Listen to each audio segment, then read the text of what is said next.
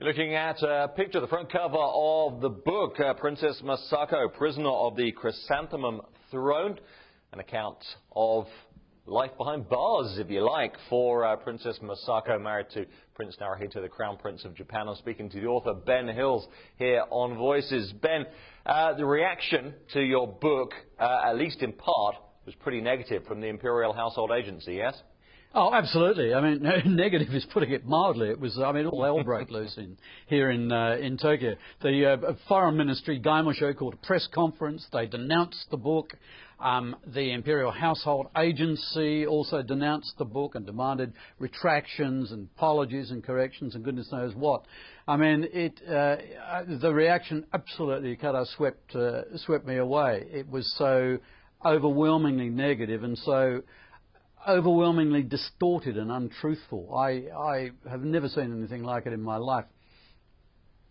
Well, the publisher you had for the Japanese version originally, Kodansha, the largest publisher in Japan, agreed to publish and then withdrew. But the reason given was that you refused publicly to admit to mistakes in the book. The publisher said you acknowledged mistakes during the translation and editing process, but would not apologize for the book in a television interview. What were the specific details of that?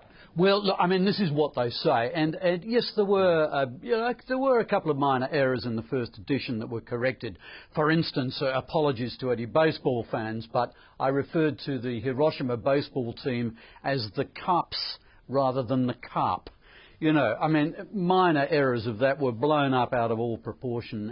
It was, I mean, quite extraordinary the way in which they distorted and manipulated and, quite frankly, were untruthful about the book. You've only got to look at the timing of it. One day Kodansha was quite happy to publish the book. The next day the press conference is called at which the government denounces it.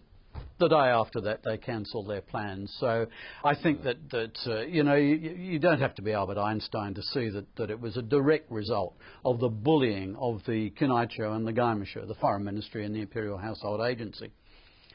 But you did find a publisher in the end, and the book is out now. What kind of reaction from the public are you aware of?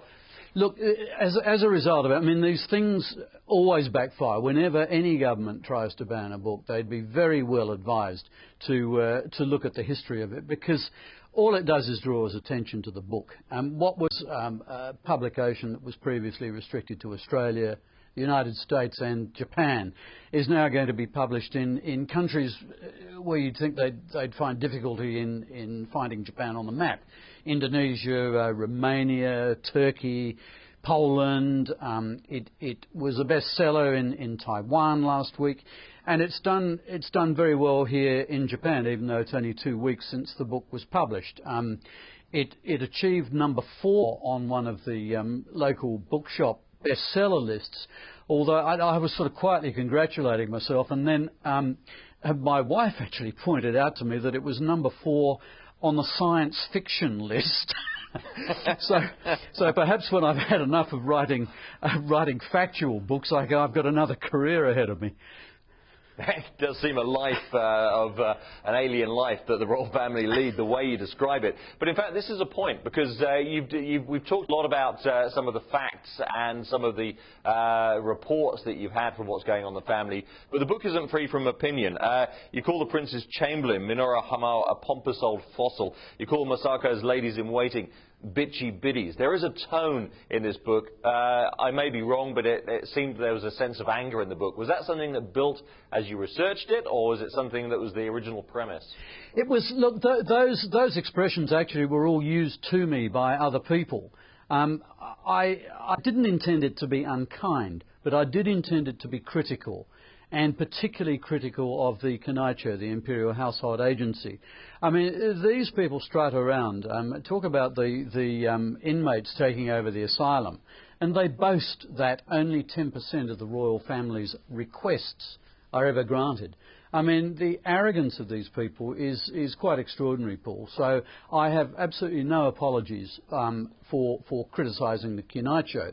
But what I would like to point out is this, that because of this criticism, that's my publisher, myself, and even my wife, have been subjected to the most extraordinary series of attacks from the ultra-right nationalists in Japan.